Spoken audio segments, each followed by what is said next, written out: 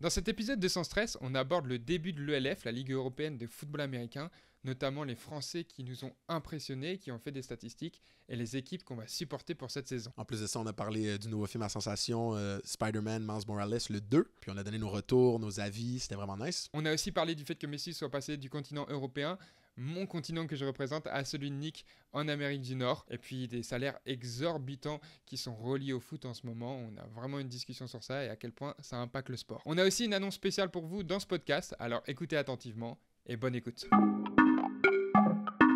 Bienvenue dans ce nouvel épisode de Sans Stress, votre podcast préféré présenté par vos deux animateurs préférés.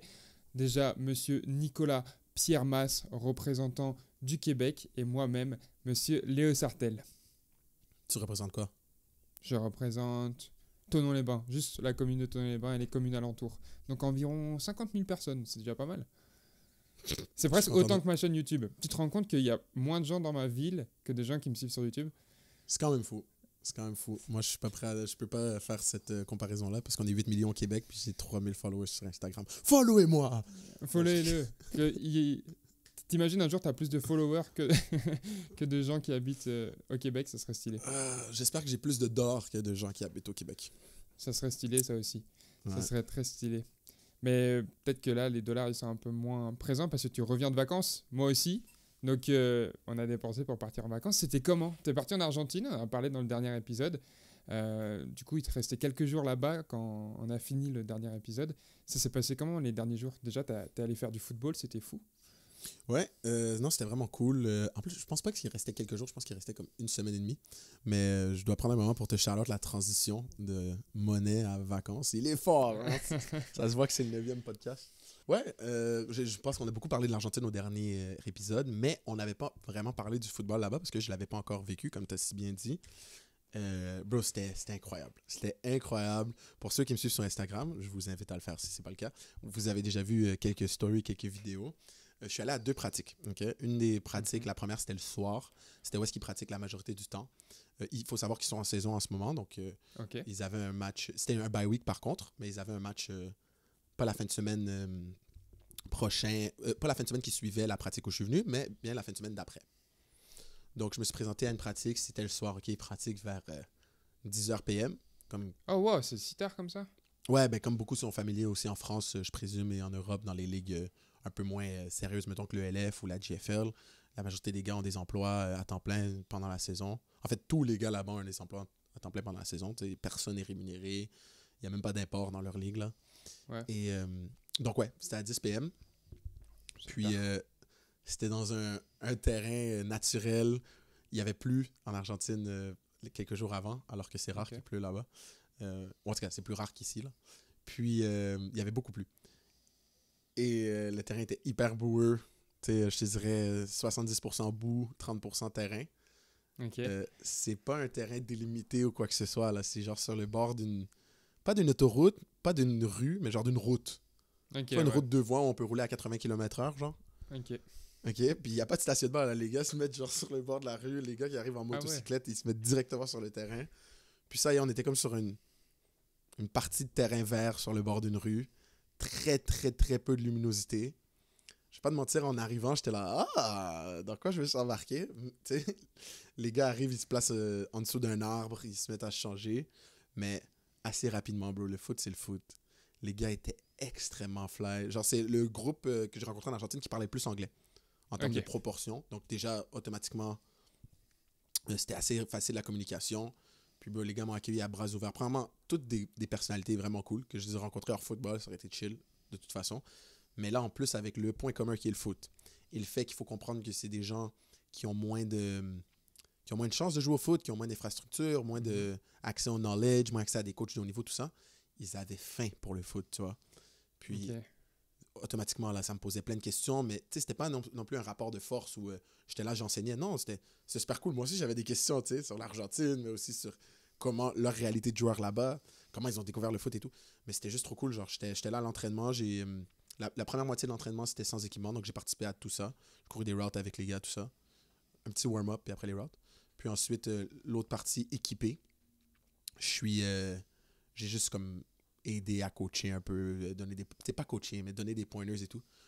Pour te dire, le coach en chef, il m'a montré le playbook un peu, il m'a demandé ce que j'en pensais. En général, c'était carré, c'est juste que, tu sais, ils filment pas les pratiques, ils ont pas... Ouais, c'est compliqué de se... Ouais, il y a ça. il y a moins de budget autour du sport, mais ils se la donnent C'est quand ça. même parce que c'est des gars qui ont vraiment envie. Mais tu vois que tu as vraiment envie quand tu t'entraînes au bord d'une route à 10h du soir. Ça prouve que tu es animé par la passion plus que par les Exact. infrastructures qui vont autour. T'as tout Je veux compris. dire que j'ai gagné mon bet parce que j'avais parié dans le dernier podcast qu'ils allaient passer un Revo Speed et c'est le cas. Ouais, exact. C'est vrai, ouais, on m'a passé un Revo Speed. Puis c'était bien chill parce que justement, t'as volé le punch. Je suis retourné à une pratique tellement que j'ai aimé ça. Cette fois-ci, il pleuvait pendant la pratique, donc ils ont loué un terrain de soccer, mais un terrain de mini-soccer intérieur. Ouais, genre un five, comme on appelle ça. Exact, comme vous appelez en France. Et donc, c'est très petit, pensez quand même pour une équipe de foot. Ouais. Mais là-bas, on a fait comme on a quand même essayé de faire un petit spatial et tout. Puis là-bas, je me suis équipé et j'ai pratiqué au complet. Je suis allé DB parce qu'il y avait beaucoup plus de receveurs qui étaient présents à la pratique que de DB. Tu connais le foot Bien sûr. civil, là, c'est foot pour la ville à cet âge-là, surtout dans un pays comme ça. C'est pas tout le monde qui vient à chaque pratique et tout. Donc, il y avait 2 DB pour genre 9 receveurs. Ok. Donc, je me suis mis DB. J'ai eu tellement de plaisir. Oh my God. Une reconversion est en cours. Ah ouais, non, c'est ça. Moi, faut savoir, j'ai commencé à jouer au foot en tant que DB. La dernière fois que j'ai joué au DB, c'est en secondaire 5, donc c'est en 2016. On est en 2023. Donc, c'était trop plaisant. J'ai vraiment... Puis, all in all, gros merci aux gars des Crusaders, Crusadors, je sais pas comment ils le disent eux. C'était incroyable, j'ai été bien accueilli, les coachs, les gars, je suis allé manger avec eux après. Grave cool.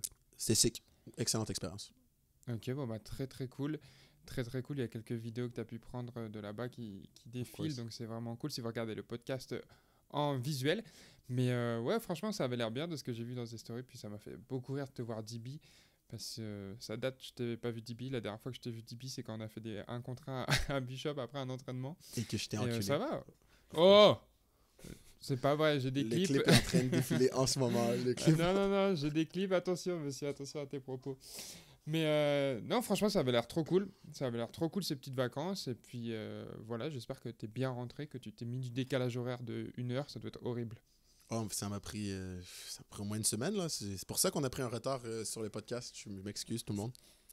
C'est ça, c'est juste le décalage horaire. Non, en vrai, on a pris une petite pause du podcast parce que du coup, moi aussi, j'étais en vacances. On était en vacances en même temps et on a réussi à setup un épisode, mais c'est dur de setup 2 épisodes quand vraiment chacun on a des journées remplies d'activités, etc. De mon côté, je suis allé avec ma copine à Malte pour son anniversaire. C'était très cool. J'ai fait des activités que je fais pas habituellement, genre du cheval. Petite balade à cheval et tout. Et franchement, je me suis trouvé à l'aise sur le cheval, donc peut-être je vais devenir un cow-boy ou un bail comme ça. Peut-être que tu viens vraiment du Texas, once and for all. Ouais, je crois. Hein. Franchement, il y a beaucoup de signes qui sont en train de montrer ça, donc je sais pas vous, mais voilà.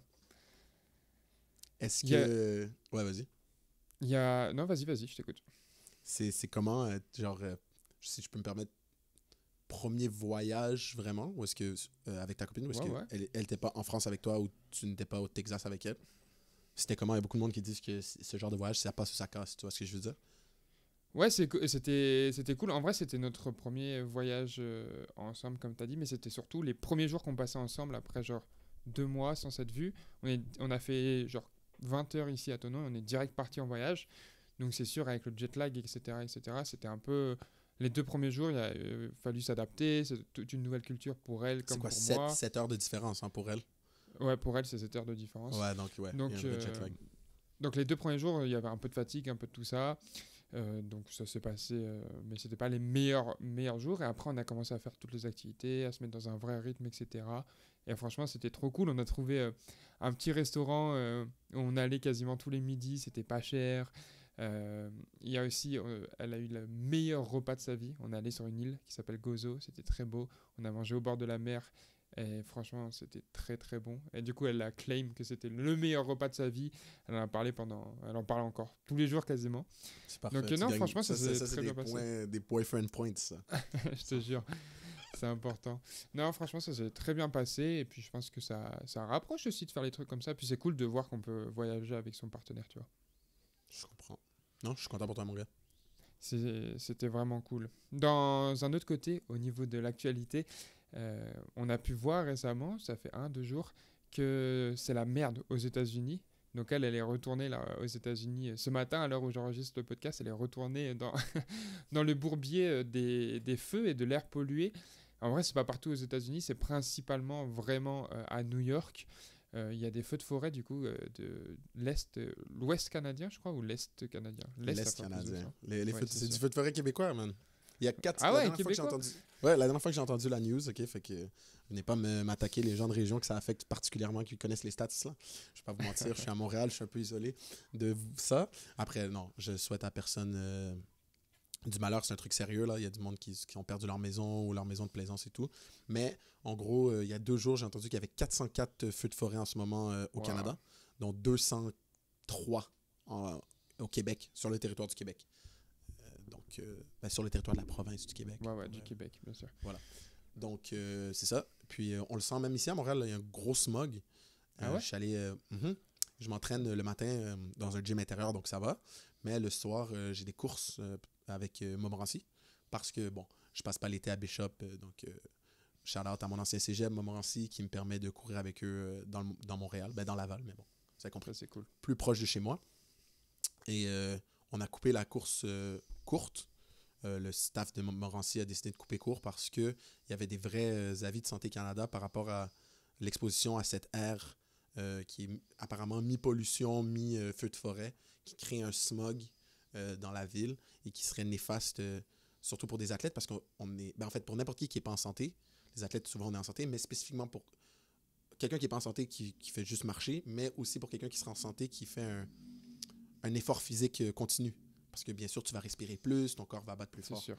Donc, c'est très sérieux, Léo. Tu te moques, mais c'est très sérieux. Je me moque pas, c'est pas vrai, je me moque pas. Non, j'ai regardé la vidéo de Casey Neistat sur ça pour voir la situation à New York.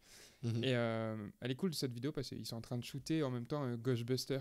Je sais pas quel volet un nouveau Ghostbuster. Mm-hmm. Et du coup, j'ai vu, ils filment une scène où en gros, il y a la voiture et tout qui est filmée avec un camion de cinéma, tout ça. Et l'atmosphère, elle est toute orange. Tu sais, c'est vraiment spécial. Genre, les gens de New York, ils sont pas habitués. Ils sont en mode, waouh, qu'est-ce qui se passe? Et puis, c'est la ville des États-Unis qui est le plus polluée en ce moment. C'est fou. Mm-hmm. Déjà que New York, c'est quand même une ville polluée. Mais là, c'est vraiment, il y a des alertes pollution. Les gens, j'ai vu un truc il y a genre 1 heure et demie avant qu'on commence à enregistrer. Les gens, ils ont plus le droit de sortir, outre nécessité très importante à l'heure actuelle. Donc, c'est quand même. Tu sais, c'est des warnings du gouvernement. C'est quand même important et c'est triste qu'il y ait ça, mais tu vois, c'est aussi un événement naturel, genre c'est des choses qui arrivent, c'est la nature qui reprend ses droits, comme on dit. Ouais, faut qu'on... tu sais, on rit souvent sur ce podcast, des gens de l'UQAM, on fait des blagues sur les écolos, les gens aux cheveux bleus qui sont un peu extrémistes par rapport au progressisme et à l'environnement. Pas qu'on n'est pas progressiste, mais bon, c'est toujours très drôle de se moquer des extrêmes de toute façon des deux côtés, mais il marque, si je peux être un peu sérieux, marque un gros point par rapport à l'écologie parce que c'est des événements comme ça qui nous rappellent que notre environnement est précaire, notre mode de vie est précaire. On vient de sortir de la COVID où est-ce que le sujet qui anime principalement ce podcast, même si ce n'est pas exclusif, le football, a été interrompu dans la majorité des pays, dont le mien et le tien. Et donc, ça nous fait se remettre en question par rapport à nos modes de vie. Ça anime beaucoup de notre vie. On n'est pas... genre, autant que là, c'est terminé, il ne faut pas... Moi, s'il y a une chose que la COVID a fait pour moi, c'est que ça m'a montré à quel point le foot, c'est un fil. Là. Le foot peut m'être enlevé n'importe quand. C'est sûr. C'est peut-être pas une pandémie, mais là, c'est une grosse vague d'air pollué pour plusieurs raisons, naturelles ou non. Dans les prochaines années, qui fait qu'on n'a pas le droit de faire du sport dehors, frérot. Ouais, ça serait fou. Ce serait un grand changement pour l'humanité. On espère que ça va se régler. Ça donne droit quand même à des images très stylées, à la Mad Max, à la Blade Runner 2049. Yes. Léo a vraiment dit, on s'en fout. Aesthetics. Non. Bien sûr que non, l'influenceuse. Mais... Franchement, ça donne des situations très drôles. Et j'ai vu un tweet qui m'a fumé, qui est passé d'un genre Toronto Raptors fan et tout, qui a tweeté une photo de New York tout orange comme ça, et qui a dit alors les fans des Knicks, on essaye de mettre la ville aux couleurs de l'équipe ou quoi? Et il y a un gars qui a cité, qui a dit quelqu'un peut lui expliquer d'où proviennent les feux s'il vous plaît, vu que c'est un fan des Raptors. C'était très très marrant, ça m'a fait beaucoup rire. Wow, ça m'a très fait fort. beaucoup rire. C'est vrai que non, bien sûr, c'est important l'écologie. Moi-même, en vrai, je me le dis sur ce podcast, voilà, offre exclusive, je suis engagé. Moi, je suis un mec qui vote écolo, etc. Je pense que c'est la valeur la plus importante au-delà de tout ce qui est économie, etc. C'est que c'est bien tout ce qui est d'avoir moins de taxes, tout ça ou quoi. Mais à la fin de la journée, si on n'a plus de planète dans 50 ans, bah, ça aura servi à rien. Donc pour moi, c'est une valeur importante à défendre. Et voilà, c'est les événements qui arrivent de plus en plus comme ça, c'est pas très rassurant. Donc il faut faire attention à son mode de vie. Pour revenir sur le basket, et sur, du coup j'ai parlé des Knicks, des Raptors, il y a un événement basket qui arrive très bientôt, c'est la draft. Donc on a déjà parlé dans un épisode quasiment dédié à la draft de football américain, que ce soit NFL ou CFL, mais là il y a la draft de la NBA qui arrive, et on a tous espoir que le first pick, ce soit un Français, et que ce soit Victor Wembanyama. Donc ça serait très très très stylé. Je pense que c'est la première fois de l'histoire que le first pick sera français. Quand tu dis tous... Oui. Bah, toi et moi, au moins. Non, moi, zéro. Moi, je veux que ce soit un Canadien. Mais non, tu veux que ce soit un Français pour ta moitié française qui anime ton cœur. Ma moitié haïtienne, puis je peux te dire que la dernière fois qu'on a interagi, on vous a coupé les têtes et brûlé les maisons.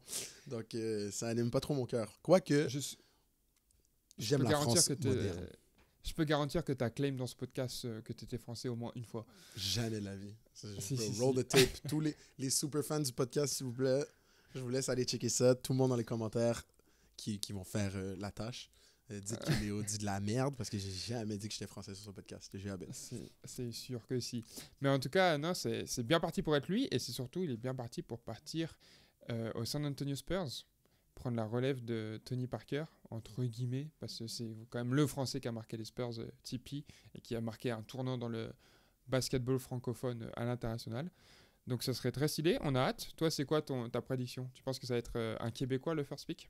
Oui, ça va être moi. Non, en vrai, de ce que je vois, je suis pas le basket comme je suis le foot, mettons, mais apparemment, de ce que je vois, c'est même pas une question, c'est sûr que c'est le first overall pick, ce gars-là. Là. Apparemment, c'est exceptionnel. C'est quoi, il est 7 pieds, je pense, exactement, ou sinon genre 6'11".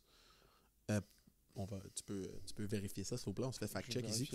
Merci, mon ami. Mais il bouge comme un point guard. Il a le range il y a le même range que qui que ce soit dans la NBA, genre.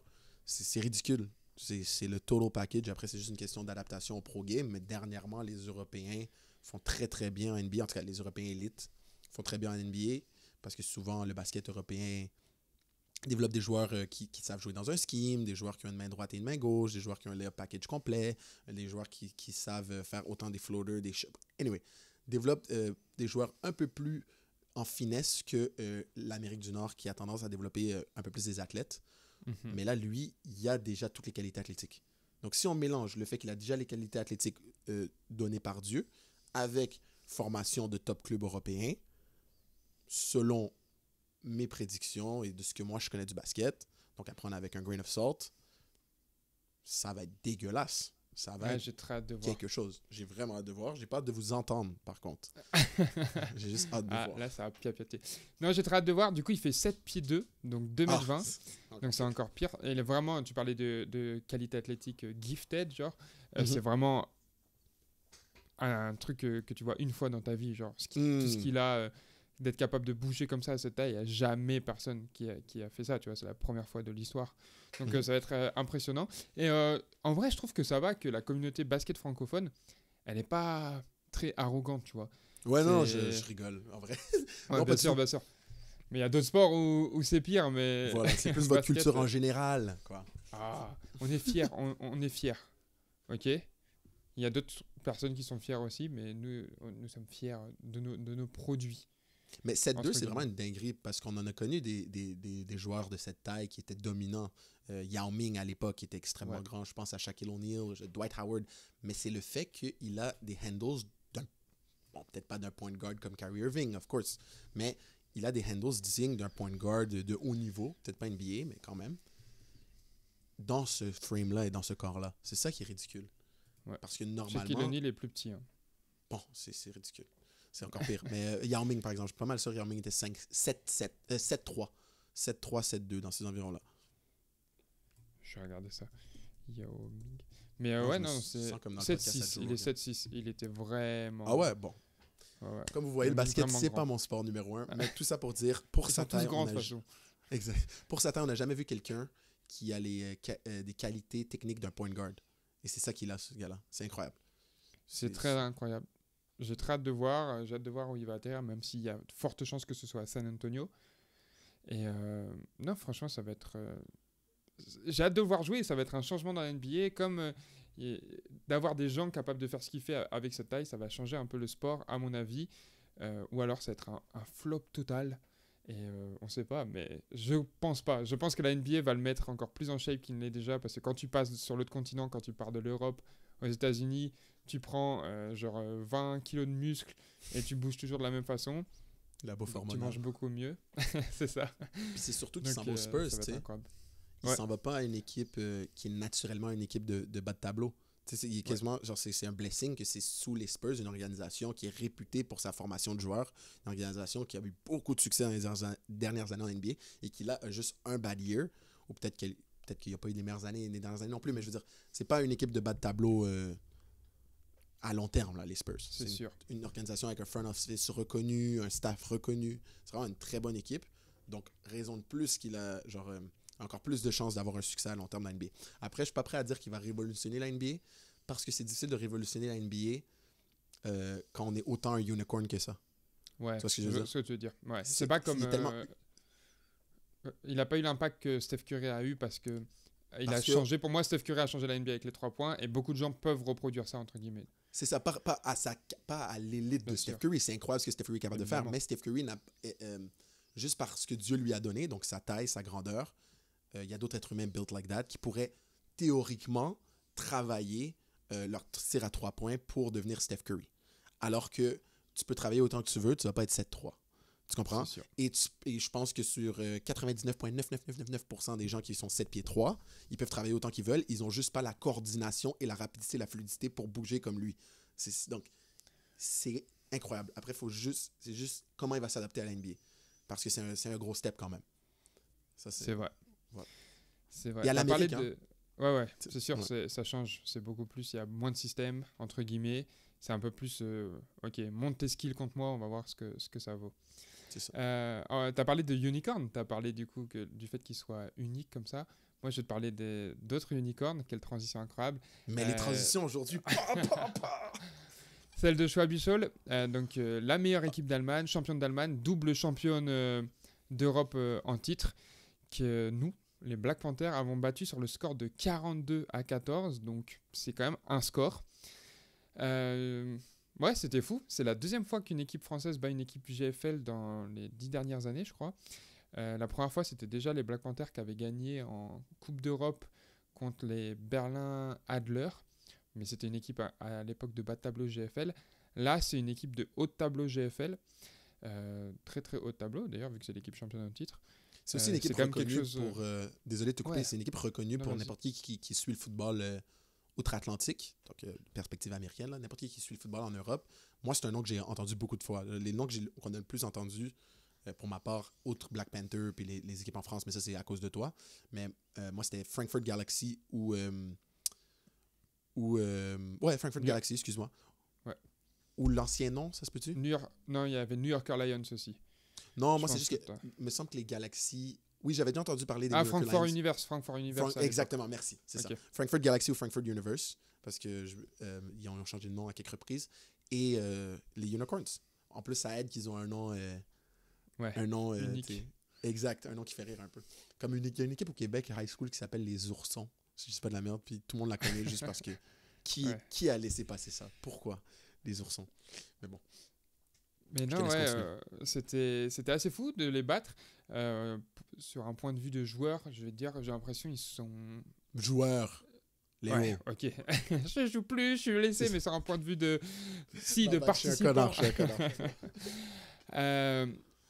On dirait qu'ils ne s'étaient pas préparés. On dirait qu'il y avait vraiment cette arrogance. Cette arrogance en mode c'est des Français. Ils jouent au football en France. Ils vont venir. Ils ont un playbook quasiment constitué que de fade. Ils ont tenté un max de fade. Il y en a qui sont passés quand même. Mais voilà, c'était... on fait des fades, il y en a qui passent, il y en a qui passent pas. On joue juste sur nos match-up, on fait pas d'analyse de leur défense, on n'essaye pas de les découper, on n'essaye pas de faire des trucs intéressants à la course, etc. On met notre athlète, on fade, et puis voilà. Ils ont fait 30 yards à la course. Après, on a vraiment une bonne défense. Serait-il les Vanier Cheetahs de la GFL? On fait juste aller... Vanier font ça. Vanier, c'est que ça. Vanier en collégial D1 là, au Québec depuis des années, c'est on est meilleurs athlètes que vous, on ne filme pas nos pratiques, notre playbook, vous le connaissez de toute façon, et on va vous battre quand même. Mais pour les Unicorns, ça n'a pas fonctionné. Non, ça n'a pas fonctionné. Après, on va être honnête aussi, c'est une équipe qui a été affaiblie. Elle est quand même au top de la GFL, mais elle a été affaiblie parce qu'il y a une partie de l'effectif qui est partie cette année en ELF à Stuttgart. Ça allait être ça ma question, merci.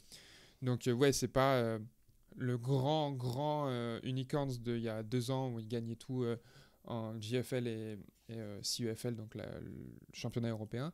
Mais ça reste quand même une grosse équipe qui performe en GFL, qui met des scores, etc. Et puis voilà, donc on a montré qu'on était une équipe en forme, on a montré que on se débrouille bien en déplacement, parce qu'on a enchaîné 5-6 déplacements d'affilée, vraiment business. Il y a mon coloc, ami et coéquipier Nicolas Candard qui a couru sur eux pour 273 yards, 5 touchdowns. Okay. Le seul Nicolas qui est ton ami sur ce podcast. Exactement, le seul Nicolas qui est mon ami. Et il a même marqué un touchdown en chaussettes. Ouais, j'ai vu cette photo-là. Très stylé, il s'est fait plaquer au début de la course, sauf qu'il n'est pas tombé et ils ont gardé que sa chaussure. Donc franchement, un gros match. Et du coup, bonne nouvelle, on est qualifié en finale européenne. Mais du même côté, si je peux me permettre, parce que c'était une demi-finale de la Coupe européenne de football club. D'accord. Donc de l'autre côté, dans l'autre demi-finale, il y avait vos rivaux domestiques, le Flash de la Courneuve, qui jouait contre une autre équipe, on est d'accord? Ouais, le Flash Est-ce que tu peux me parler de ça? Le Flash qui jouait contre une équipe contre Parme en Italie, les Parma Panthers, donc vice-champion d'Italie. C'était un match très très serré, ça s'est joué sur une décision arbitrale très douteuse à la fin, à mon goût. C'est un match local? C'était un match au Flash, okay. Arbitré par des arbitres français, des arbitres club Flash, donc bon, ils prennent les arbitres qu'ils ont. C'est un arbitre aussi européen, donc voilà.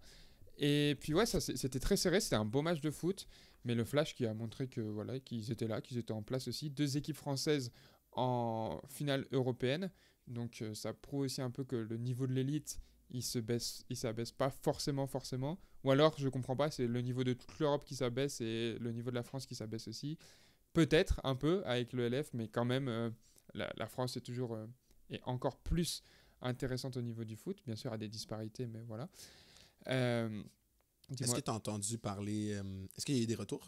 Justement, c'est ça ma question, est-ce qu'il y a eu un choc au niveau des autres powerhouses européens, Autriche, Allemagne, ces pays-là, est-ce qu'il y a eu des talks sur les réseaux? Comment 2 équipes françaises sont Écoute, j'ai rien vu passer. Moi, de mon côté, j'ai rien vu passer. Parce que c'était aussi le début de l'ELF, donc je pense que les gens ils ont parlé de ça. Mais c'est assez impressionnant. Évidemment, la Fédération française n'en a pas parlé. Elle n'a pas mis un mot sur le fait que 2 équipes françaises soient en finale européenne. C'est super bien géré, etc. Mais non, en tout cas, félicitations Flash, félicitations à nous. On se retrouve en finale. Je pense que des 2 équipes, on en a marre. On en a marre qu'on joue toujours l'un contre l'autre. Là, il y a une possibilité qu'on fasse 4 matchs encore cette saison contre eux. Ça fait beaucoup. Ça fait vraiment beaucoup. Parce que là, vous les avez vus 2 fois cette saison, déjà. 2 fois. 3 fois sûr, ça va être sûr avec la finale européenne. Mais là, vous avez joué 2 matchs déjà, c'est ça? Ouais. Il y a eu un tie et une victoire Black. C'est ça. Une victoire impressionnante Black même. Non? Non, on a gagné d'un touchdown, donc c'était pas impressionnant. Ah, ok, excuse. Ok, je mélange. Puis là, vous allez les revoir une 3e fois pour la finale élite, idéalement. Ouais. Et vous devez les... En fait, je recommence. Vous les avez vus 2 fois déjà. Donc, une égalité et une victoire Black d'un touché. Ensuite, vous les revoyez assurément pour la finale européenne. Elle est déjà bookée. Ça y est. Et si les attentes sont maintenues, normalement, vous allez les revoir en finale élite aussi. C'est ça. Si on gagne notre demi-finale, s'ils gagnent leur quart et leur demi en France, on se retrouvera en finale. Donc ça ferait 4 fois. Et t'imagines que si c'est le cas, sur 2 saisons, on aurait joué 8 fois contre eux. Donc sur 2 saisons, on a quasiment fait une saison contre eux. C'est quand même Ouais, c'est quand même fou. Donc voilà, on verra ce qu'il en est, mais c'est nos rivaux et encore une équipe qu'on va retrouver pour une nouvelle finale. Et voilà, ça va être très intéressant. On ne sait pas encore exactement où ça va être, quand ça va être. La CUFL doit faire un poste et un choix. Il y a de fortes chances que ce soit au flash. Mais voilà. Donc on verra.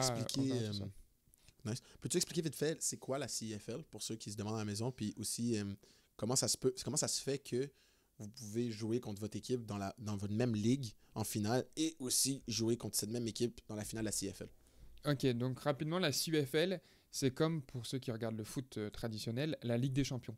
En gros, ils prennent dans les pays européens, donc il y a l'Allemagne, je crois qu'il y avait l'Autriche, il n'y avait pas l'Autriche cette saison, mais Allemagne, Italie, Espagne, France, il y a eu Finlande, il y a eu aussi, je crois qu'il y a eu République tchèque ou un truc comme ça, et ils prennent les champions ou les deux champions pour les gros pays. Euh, donc pas les deux champions, mais le champion et vice-champion, les deux premiers du classement.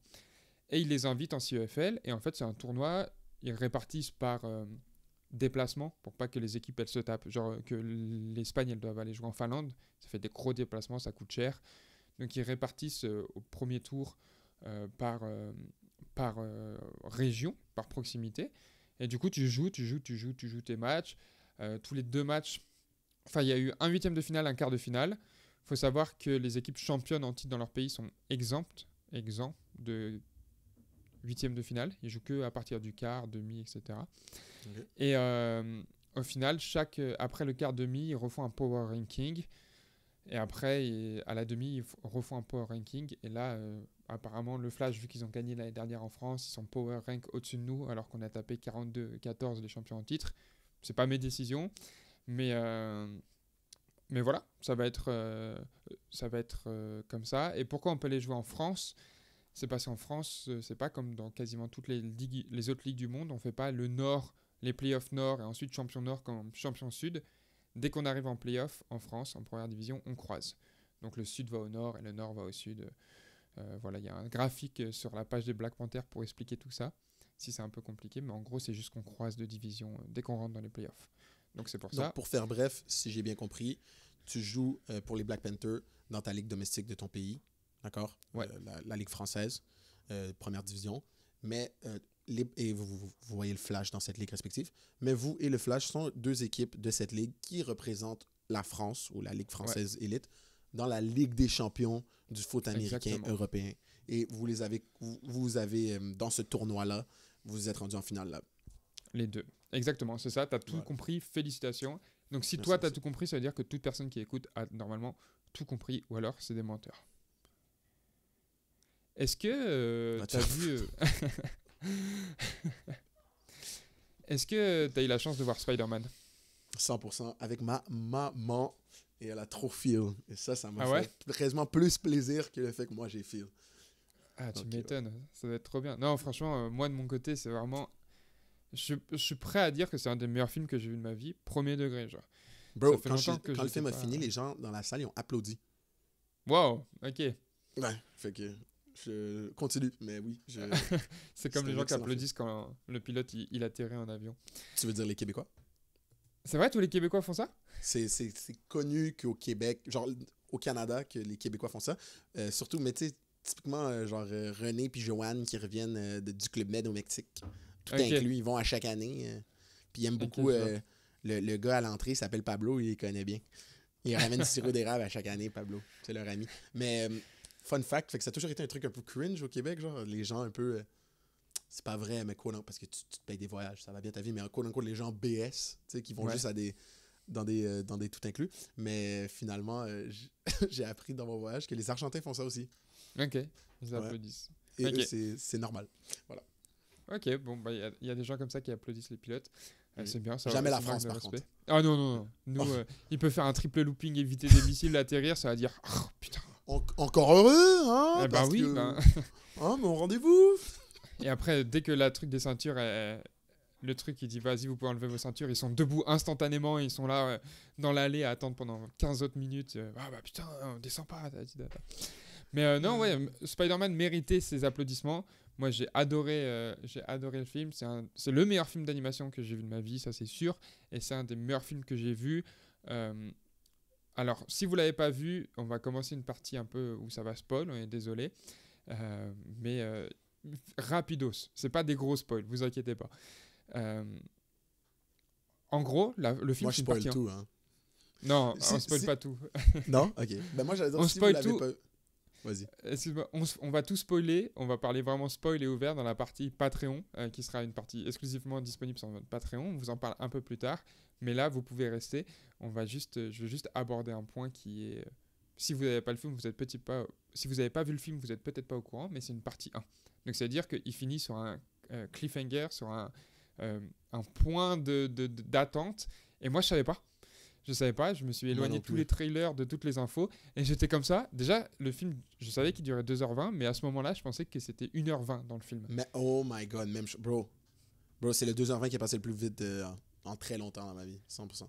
Vraiment, et j'étais là en mode quoi? Attends, c'est fini là? Et non, franchement, le film était vraiment incroyable. Je vous le recommande à tous d'aller le voir. J'ai adoré le personnage de Obi Brown, qui est Spider-Punk, qui est un gars de Londres, un UK guy et tout, vraiment très cool. Ça a été mon personnage préféré. Je pense que c'est mon nouveau Spider-Man préféré. Non, tu peux dire toi, Spider-Man, t'es un français, assume. Ok. T'as écouté le film en anglais? Ouais, bien sûr. Oh, je suis fier de toi. Je suis fier de toi. Ouais. Je suis fier de toi. Et je vais même original, faire... je vais même faire le français chiant, encore pire que le français chiant VF. Je vais faire le français chiant, genre en mode allez voir en VO, alors que c'est un film d'animation. Mais en vrai, j'ai vu le personnage de Obi Brown en VO, et il a pas ce accent UK, Top Boy, gars du Hood du Royaume-Uni, tu vois. Et j'ai trouvé Tu veux dire en VF? En VF, ouais, j'ai dit VO, Ok. pardon. En VF, il a pas... Ouais, my bad. En VF, il a pas cet accent, il a même pas d'accent, tu vois. Donc, une je des trouve que raisons ça pourquoi la enlève au VO perso. est toujours... Ouais, exact. Une des raisons pourquoi la VO est toujours importante. Même si c'est un film d'animation, il faut aller voir la version originale, surtout si tu as une maîtrise de la langue. Je comprends si c'est un film coréen, d'accord? Puis tu parles zéro coréen, c'est compliqué, mais même là, moi, j'encouragerais, si le cinéma l'offre dans ta région, d'aller voir le film en coréen avec des sous-titres en anglais ou en français, peu importe ce que tu préfères. Parce que justement, il y a plein de... Il faut aller voir un film dans la langue dans laquelle il a été écrit initialement. Sinon, peu importe à quel point le travail de doubleur peut être bien fait, il y a des doubleurs excellents et des compagnies de doubleurs vraiment au top. Même pour le meilleur film, il va avoir au moins 1% qui va être perdu in translation. Et pour moi, quand tu vas voir un bon film, tu veux le voir à 100%. Voilà. Je comprends, mais là, je peux contrer ton point sur un film récent, par exemple, qui est Mario. Mario, pour la version originale, donc américaine, a fait appel à beaucoup de star talent. Donc, ils ont pris des acteurs qui ne sont pas des comédiens de doublage, qui sont des acteurs qui sont souvent, et c'est normal, moins doués en doublage parce que c'est pas leur métier principal. Et la version française de Mario a reçu du coup genre un prix, c'était la meilleure doublage d'animation pour ce film. Et vraiment, j'ai vu les deux et à mes yeux, la version française a éteint la version anglaise qui jouait plus sur le fait que, hey, regardez, c'est Chris Pratt derrière Mario, et regardez, c'est Jack Black derrière Bowser, que ça c'est Mario, ça c'est Bowser, c'est les personnages à part entière. Est-ce que la chanson était iconique en français comme elle était en anglais par contre? Ouais, gros, Impossible. non, je te jure que Impossible. je te jure que la chanson anglaise, quand j'ai écouté, enfin version originale, j'ai été déçu, premier degré, parce que... T'es allé écouter la version française en premier? Ouais. Bah alors, c'est pas neutre. C'est pas neutre. Non, mais après, j'ai les écoutes en même temps, Léo. Non, mais vraiment, ça fait un petit moment qu'il s'est passé, mais il y a... Genre, quand Jack Black il chante, il dit juste pitch, pitch, pitch, pitch, pitch, plein de fois. Et il y a, je sais plus ce qu'il rajoute exactement en français. Il rajoute un gros, ça. Je te jure que la version française de la chanson, à mes yeux, est meilleure que la version originale. Ce n'est que mon avis, il n'engage que moi, mais c'est la première fois où vraiment je dis ça et je le pense du plus profond de mon cœur. Bon, je vérifierai. Wow. Je vais vérifier ça, d'accord? Et je vous reviendrai là-dessus parce que je suis sûr que ça vous tient à cœur en ce moment, que je revienne là-dessus. Mais mon point reste. Au pire, ça sera l'exception à la règle, ok? Mais à la fin de la journée, ou l'exception qui confirme la règle. Mais à la fin de la journée, pour moi, je veux toujours aller voir un film la manière qu'il a été écrit. Genre, la manière que le directeur, l'écrivain, le producteur, peu importe, le scriptwriter, là, pas l'écrivain, intended me to watch it. D'accord? Il l'a écrit dans une langue et il s'est dit que j'allais le regarder dans cette langue. Of course, il pense aux doublures, mais à la fin de la journée, souvent, il parle même pas la langue de la doublure. Donc, tu vois ce que je veux dire? Est-ce qu'il peut y avoir des exceptions où un travail de doublure est tellement bien fait que finalement, c'est mieux? Oui, mais après aussi, c'est culturel, dans le sens que to this day, je pense que t'es plus... ça vient plus te chercher de l'humour de la France que de l'humour de n'importe quelle autre culture, parce que t'es français, non? C'est sûr. C'est pas... Bon, Oui, voilà. oui, Donc, non, sûrement c'est qu'il y avait sûr, des blagues qui étaient tournées plus françaises qui t'ont fait rire, alors que moi, j'ai grandi un peu plus culture nord-américaine, anglo-saxonne, malgré que je suis francophone, puis j'ai grandi au Québec, mais il y a vraiment les deux. Et moi, j'ai adoré Mario en anglais, tu comprends? Et je suis sûr que si j'avais regardé la version française, j'aurais détesté. Faut la version internationale. Non, la version internationale, c'est vraiment le pire des deux. On va être franc. Ferme ta bouche. Ferme ta Non, bouche. avoue que c'est le pire des deux. T'as ni... Genre, à la limite, regarde la VO avec les blagues originales, etc. Ou alors, regarde la version française où ils vont prendre peut-être des parties un peu culturelles, mais ils vont rajouter, la France dans le film, et ça va être des doubleurs français, que au final, t'écoutes les blagues de la version originale, mais en français, donc ça marche ni dans aucune des deux vraies cultures. C'est vrai, c'est vraiment le pire des deux mondes. Et Dorian, mon coloc, il a regardé, du coup... le film en version français international. Ouais. Et la chanson... Qui est, comme on l'avait déjà dit, c'est la version québécoise, en vrai. Là. Ouais, entre guillemets. Mais qui essaie d'être exporté hors Québec. Donc souvent, ils peuvent pas trop le québéciser non plus. Donc c'est... Bien sûr. Voilà. C'est la version neutre. Le français, ils essayent d'être le plus neutre possible. C'est la version plate. Il n'y a pas d'identité. Il n'y a pas d'identité. Exactement. La chanson, gros, c'est princesse, princesse, princesse, princesse, princesse, princesse. Gros. Quand j'ai écouté ça, j'étais en mode, mais qu'est-ce que tu fais? Pourquoi tu fais ça? C'est quoi en français de France? C'est Peach, Peach, Peach, Peach. Mais, ok, il dit Peach aussi. Okay. Ouais, mais il rajoute. Pourquoi pas Pêche? Pêche, c'est vrai. Parce que le nom du personnage, c'est Peach, on garde quand même les noms des personnages la plupart du temps. Pas nous. Il est vrai. Mais non, en tout cas, pour revenir sur Spider-Man, c'est vraiment un film qui a marqué, je pense, sa génération. Ils ont eu moins de temps que le premier pour le développer, et gros, ça m'a mis une claque visuelle. La BO aussi est incroyable par Metro Boomin, qui a même son personnage dans le film en petite clin d'œil et apparition. Je sais pas si tu as noté ça. Non, j'ai pas réalisé. Ok, à un moment, c'est pas un spoil, mais à un moment, ils sont dans la Spider Society, ok. Ouais. Et il y a un Spider-Man, genre noir et blanc, qui dit hey, je le traduis en français, les gars, il a pas d'issue. Et là, le personnage saute par la fenêtre. Et il dit si, en fait, il y avait une issue. Et c'est Metro Boomin. C'est Metro Boomin qui l'a doublé. J'ai pas capté. Et c'est marrant parce qu'il a posté des photos sur son IG ou Twitter où il était en train de doubler, du coup, il y a quelques mois, et sans dire quel était le projet. Et les gens, ils ont commencé à spéculer en mode « il fait un album où c'est lui qui va chanter, il va faire un son où c'est lui qui chante, etc. C'est lui qui rappe. » Et il a dit, il y a quelques jours, il a posté « Ma bad, je voulais pas vous faire croire que j'allais rapper, c'est juste que j'étais en train de doubler le meilleur film d'animation de l'histoire. » Le gars, il a vraiment vécu son personnage en vraie vie. Genre, il a dit « Ma bad » dans le film, puis il a dit « Ma bad » dans la vraie vie. C'est incroyable. Non, mais c'est stylé. T'imagines, t'es tellement important qu'ils font carrément un personnage pour toi dans le film parce que t'apportes une dimension. Mais tu sais, c'est l'univers, malgré que c'est pas Marvel, c'est Sony, mais c'est en collaboration avec Marvel. D'ailleurs, j'aimerais qu'on en parle un peu plus dans la version Patreon. Tantôt, ici, je peux en parler un peu sans divulguer les détails, mais c'est quelque chose de cool du Spideyverse puis juste du Marvelverse, même si, comme je dis, là, c'est Sony cette fois-ci. C'est que il y a plein de petits clins d'œil comme ça, plein d'easter eggs. Ouais. Ça se voit que, en tout cas, on a l'impression que les producteurs, les directeurs, les gens qui travaillent derrière le film, c'est des petits enfants qui aimaient les comic books quand ils étaient jeunes. Et ils se font les mêmes kiffs d'enfants, genre. Les petits trips. Je trouve ça sick, mais la version française que tu recommandes pour certains films qui seraient apparemment meilleurs que la version originale, c'est Metro Boomin qui l'a doublé en français? Ouais. Il a dit Metro!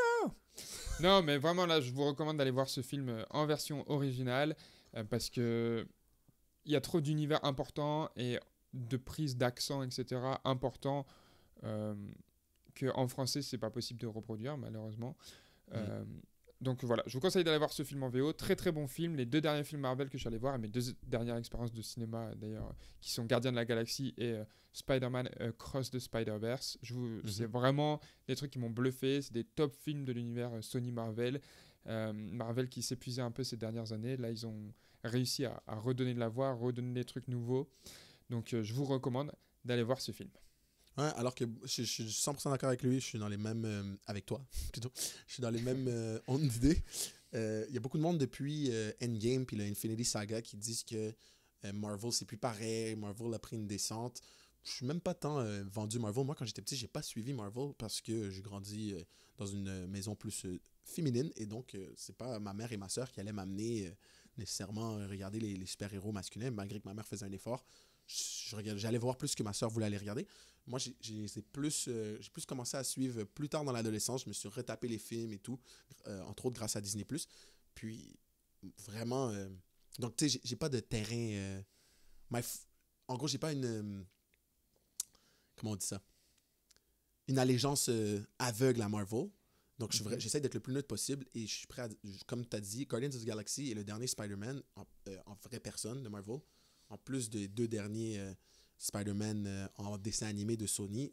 Incroyable. Certains des top films que j'ai vus, all genres confondus, des dernières années. Moi, j'ai rien à dire. L'univers est incroyable. Puis, un truc que j'ai trouvé vraiment cool, autant que Sony et Marvel se sont battus, pour ceux qui aiment le côté légal et business cinéma, se sont battus pendant des années par rapport aux droits de Spider-Man. Là, on dirait que pour la première fois, ils ont décidé de faire un mea culpa parce que, encore une fois, on va en parler plus dans le Patreon tantôt en détail, là je ne veux pas spoil, mais sachez qu'il y a eu des références au Spider-Man Universe de Marvel dans ce film-là de Sony, ce qui n'aurait pas été possible s'il n'y avait pas eu un accord légal.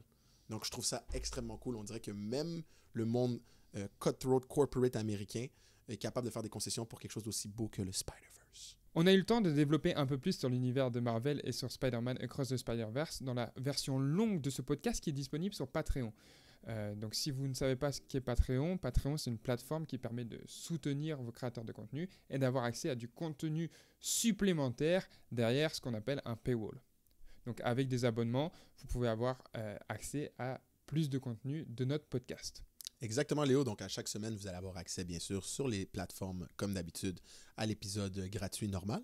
Mais pour ceux que ça intéresserait, derrière un petit paywall, il y aura accès à chaque épisode un peu plus de contenu exclusif où est-ce qu'on va pouvoir dive in plus deep sur des trucs un peu geek, des trucs un peu moins grand public, des trucs qui nous intéressent, des trucs un peu plus personnels. Donc, si ça vous intéresse, si vous voulez nous soutenir, assurer la pérennité du podcast, j'adore ce mot, pérennité, on vous invite à nous suivre sur Patreon. Merci beaucoup.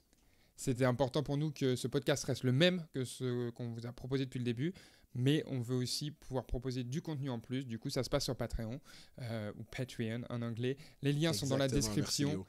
C'est sans stress. Exactement. Sans stress sur Patreon, les liens sont dans la description. Vous pouvez aller voir ça et avoir accès à du contenu exclusif. Écoute, en parlant de paywall, il y a un mec qui a fait un sacré move de paywall, c'est Lionel Messi. Mais qu'est-ce qui se passe? Mais qu'est-ce qui se passe?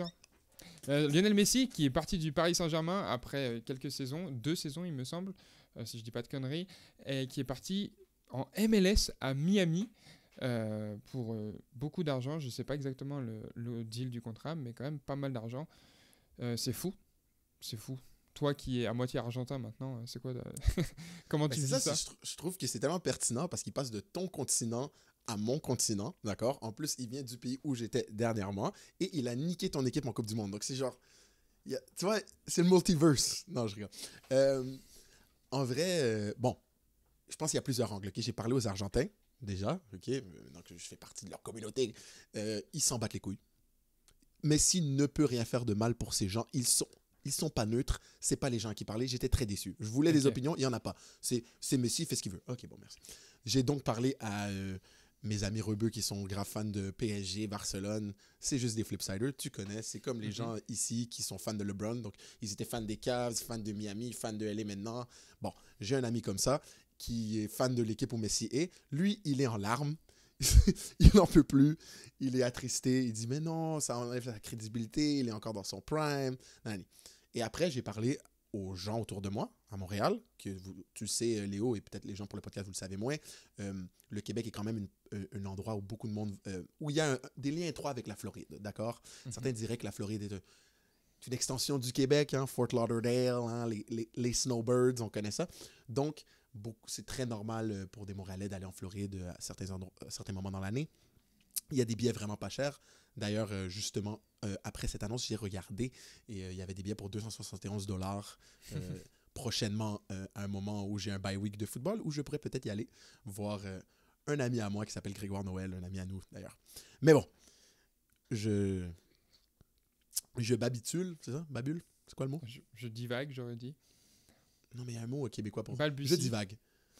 Non, clairement pas. Je divague. Tout ça pour dire, de mon côté, c'est exceptionnel. Je vais pouvoir aller voir Lionel Messi jouer au football dans le show de Miami. Je pense que pour la MLS, c'est un power move. Genre, il est plus grand que la Ligue. On peut pas dire ça souvent, que quelqu'un est plus grand que la Ligue. Je suis pas prêt à dire que LeBron, aujourd'hui, est plus grand que tout le reste de la NBA. C'est une grosse partie, mais il est pas plus grand. Alors que là, on est d'accord, Lionel Messi, je suis persuadé, j'ai même pas besoin d'aller vérifier. Sur Instagram, il y a beaucoup plus de followers que la MLS. En termes de net worth, vaut beaucoup plus que la MLS. Apparemment, ils lui ont donné des droits directs, là, une grosse proportion des Apple Streaming Deal, des revenus du Apple Streaming Deal de la MLS. Parce qu'il faut savoir que la MLS, maintenant, aux États-Unis, elle stream exclusivement sur Apple TV, exactement. Et il lui aurait donné aussi des droits sur les profits les uniformes Adidas, parce qu'il me semble que cette équipe-là est Adidas. Ouais, gros. C'est ça. Et ouais, il a des parties des revenus des shares dans le deal d'Apple, dans le deal avec Adidas. Mais ça n'a pas plu à l'Arabie Saoudite qui voulait vraiment récupérer Messi après qu'ils aient récupéré Cristiano Ronaldo. Et ils ont fait une offre aujourd'hui. Est-ce que tu as vu passer? Oui, à Karim Benzema, qui est l'homme le plus... Non? Non, ils ont fait une offre à Lionel Messi pour le récupérer malgré sa signature. Oh, ils ont fait une contre-offre. Une contre-offre. Non, j'ai pas vu. Ok, vas-y devine. Essaye de deviner. Ben, attends, si je me fie sur Karim, que je pense que j'ai vu, si c'est vrai ce que j'ai vu sur Twitter, j'ai vu ça passer vite fait, 255 millions par année. 220 millions. Qui est 220 millions par année. Mais si, ça doit être au moins 300 millions. Ok, ils lui ont proposé 1,5 milliard sur 3 ans. Donc 500 millions par saison. Mais qu'est-ce qui se passe? Gros, le club, je sais plus c'est quoi le nom du club, ils ont fait un accord pour avoir l'argent des fonds publics d'Arabie Saoudite.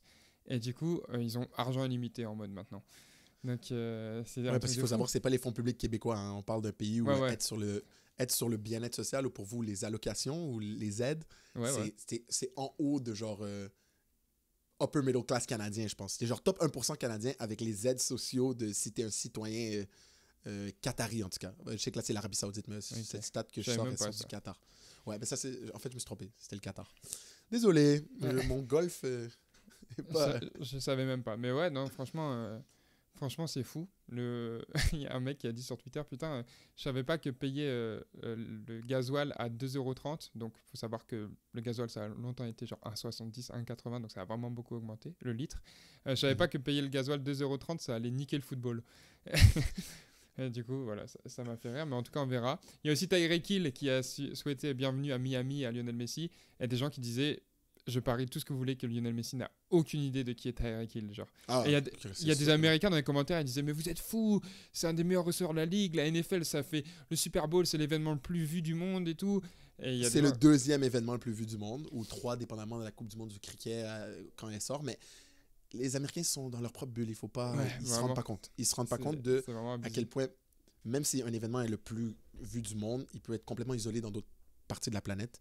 Et moi, je suis persuadé que Lionel Messi a aucune idée c'est qui Tyreek Hill. Lionel Messi, c'est probablement c'est qui Tom Brady. Et ça s'arrête là. Ouais, et encore. Lionel Messi, c'est vraiment... il est spécial, oui, quoi. Mais... Non, Lionel Messi, il est vraiment... c'est ça, c'est un petit autiste argentin et gros... c'est sûr, il connaît même pas tous ses coéquipiers, genre. Après, Antoine Griezmann suit le foot à fond, le foot américain, donc on sait pas. Faut... Mais c'est différent après. Mais non, Messi, ça a pas l'air d'être le genre différent? De Parce qu'Antoine Griezmann, c'est un mec qui s'intéresse beaucoup à la culture américaine. C'est un mec qui va voir des matchs NBA, qui supporte une équipe NFL, les Chiefs à fond, qui est derrière tout le contenu football américain et tout, qui suit. Oui, mais ce que j'essaie de dire, c'est qu'il est public avec ça, mais ce qu'on sait... Genre, pourquoi Lionel serait pas fan de culture américaine aussi? C'est juste qu'il broadcast pas. Ça serait... Ouais. Je veux dire, ça serait pas... Des choses plus farfelues ont été vues. C'est ce que j'essaie de dire. Moi, j'ai une question pour toi. D'un point de vue européen, ça dit quoi en ce moment? Ça dit quoi en France? Surtout, je veux dire, il a quitté PSG. C'est quoi le ressenti de votre côté? Le ressenti des fans du PSG, c'est entre guillemets bon débarras. Parce que vas-y, on a payé cher pour lui, c'était cool. Ouais, ça s'est mal passé à Paris. C'était pas le Messi prime, c'était un Messi bof. Après, peut-être c'est juste le système. Hein. Nous aussi, en tant que sportif, que changer de système, ça change beaucoup le joueur que tu peux être. Mais ouais, l'expérience à Paris n'était pas folle. Il a fait des trucs bien quand même, mais c'était un gros move de le faire venir. Mais voilà, personne n'en est satisfait. Il n'a pas changé le football à Paris. De toute façon, c'est compliqué de changer le football à Paris. Il y a vraiment une culture spéciale dans cette équipe, pas très folle. Mais voilà, je pense que les gens sont plus contents qu'ils partent ailleurs. Il y a aussi les fans de Ronaldo qui sont en mode ah ah, vous vous moquez de Ronaldo quand il est parti de la à la Juventus, puis à Manchester United, puis maintenant en Arabie Saoudite. Mais regardez, Messi va jouer en MLS. Genre, vous pensez qu'il allait finir sa carrière au Barça? Eh ben non.